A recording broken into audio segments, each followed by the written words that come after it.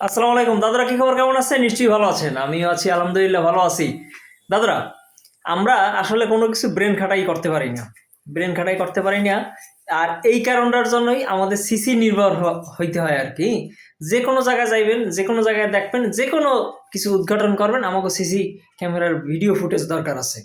তা না হলে আমরা ওইটা উদ্ঘাটন করতে পারি না। মানে আমরা ব্রেন খাটাইয়া কোনো কিছু বাইর কইরা কিংবা এরকম এরকম হইতে পারে, এটা কিন্তু আমরা ধরতে পারি না।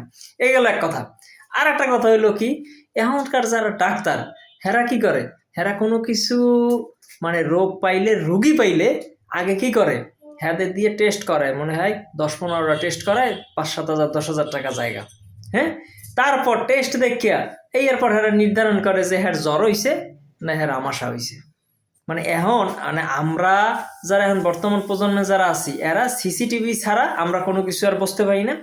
আর ডাক্তার যারা আছে, হেরা কি টেস্ট ছাড়া কোনো কিছু কইতেও পারি না আমরা। এই জন্য আমরা এমন পরনির্ভরশীল হয়ে গেছি, হ্যাঁ, যান্ত্রিক মানে যন্ত্রের উপরে আর কি, তা বলার মতো না। মানে যেটা আপনারা, আপনি, আমি, আমরা সবাই এটাই দেখতেছি, এইটাই ফলো করতেছি আর কি। ধন্যবাদ দাদারা, ভালো থাকবেন। আল্লাহ হাফেজ।